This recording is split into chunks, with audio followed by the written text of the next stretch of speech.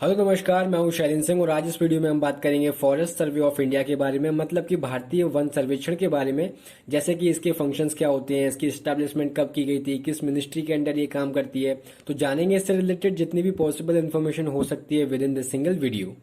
देखिए, अब अगर बात करें एफएसआई की, मतलब कि फॉरेस्ट सर्वे ऑफ इंडिया की, अगर हिंदी में कहें तो भारतीय वन सर्वेक्षण की, तो सबसे पहली बात तो ये एक ऑर्गेनाइजेशन है, ठीक है, जो काम करती है एक मिनिस्ट्री के अंडर, और उस मिनिस्ट्री का नाम है ministry of forest environment and climate change, जिसकी प्रेजेंट टाइम में जो यूनियन मिनिस्टर है उनका नाम है भूपेंद्र यादव। और बात करें अगर इसके एस्टेब्लिशमेंट की, तो जून 1981 में क्या है, इसकी स्थापना की गई थी। और इसके हेडक्वार्टर्स आपको मिलेंगे उत्तराखंड की कैपिटल देहरादून के अंदर। अब आप कहोगे ठीक है, ये सब तो समझ में आ रहा है, तो क्या भारत में 1981 से पहले क्या है, जो फॉरेस्ट सर्वे है वो किया नहीं जाता था क्या? तो देखिए, इसके लिए आपको जाना पड़ेगा थोड़ा सा पीछे, मतलब कि 1965 में। देखिए, 1965 में क्या हुआ था, भारत सरकार ने एक प्रोजेक्ट लॉन्च किया था दो ऑर्गेनाइजेशन के सहयोग से, जिसमें से पहला ऑर्गेनाइजेशन थी वो थी फूड एंड एग्रीकल्चरल ऑर्गेनाइजेशन, और दूसरी ऑर्गेनाइजेशन का नाम था यूनाइटेड नेशन डेवलपमेंट प्रोग्राम।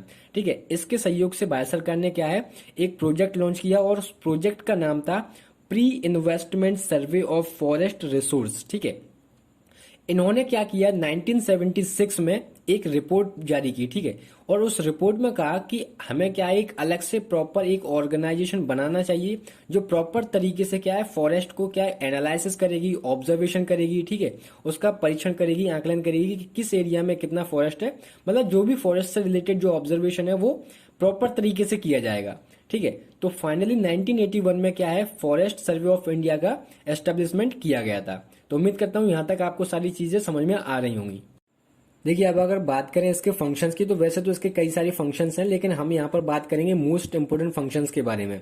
तो देखिए, सबसे पहला जो फंक्शन है वो है इसका रिपोर्ट प्रिपेयर करना। मतलब कि फॉरेस्ट सर्वे ऑफ इंडिया एक रिपोर्ट प्रिपेयर करती है, जिसको 2 साल में एक बार पब्लिश किया जाता है, और इस रिपोर्ट का नाम है इंडिया स्टेट फॉरेस्ट रिपोर्ट। ठीक है, अब इस रिपोर्ट के बारे में अभी हम क्या डिटेल में बात करेंगे, बट उससे पहले क्या है, हम थोड़े और फंक्शन जान लेते हैं।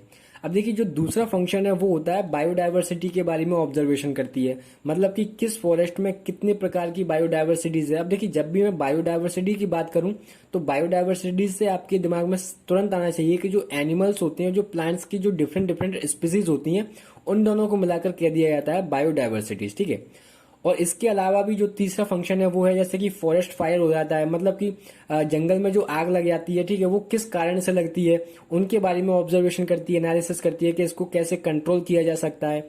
और इसके अलावा भी क्या है, जो फॉरेस्ट से हमें जो रिसोर्सेज प्राप्त होते हैं, जो रिसोर्सेज हमें ऑब्टेन करते हैं हम फॉरेस्ट से, उनके बारे में भी क्या है, ऑब्जर्वेशन करती है फॉरेस्ट, जो एफएसआई है, फॉरेस्ट सर्वे ऑफ इंडिया। तो ऐसे कई प्रकार के जो फंक्शन है वो क्या है, इसके द्वारा किए जाते हैं। अब देखिए, अगर बात करें आईएसएफआर की, मतलब कि इंडिया स्टेट फॉरेस्ट रिपोर्ट की, तो जैसा कि मैंने अभी पहले बताया था आपको कि फॉरेस्ट सर्वे ऑफ इंडिया 2 साल में एक बार रिपोर्ट पब्लिश करती है। तो सबसे पहली बार इस रिपोर्ट को पब्लिश किया गया था 1987 में, और रिसेंटली 2019 में इसको पब्लिश किया गया था। ठीक है, जो कि क्या है, 16वीं रिपोर्ट थी, मतलब कि 16वें नंबर की थी। अब बात करें अगर इस रिपोर्ट के अंदर की, कि इस रिपोर्ट के में अंदर ऐसा क्या है, तो देखिए, इस रिपोर्ट के अंदर आपको मिलेगा जैसे कि किस स्टेट में कितना फॉरेस्ट एरिया है, कहाँ पर डिक्रीमेंट हुआ है, कहाँ पर इंक्रीमेंट हुआ है।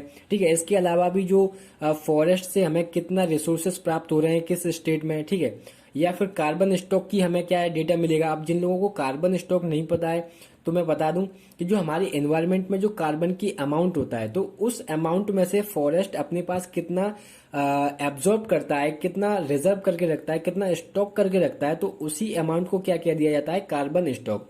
और जितना ज्यादा कार्बन स्टॉक होगा वो हमारे लिए उतना ही बेनिफिशियल होगा। ठीक है, और इसीलिए हम कहते हैं क्या, ज्यादा से ज्यादा हमें क्या करना चाहिए, प्लांट्स लगाने चाहिए।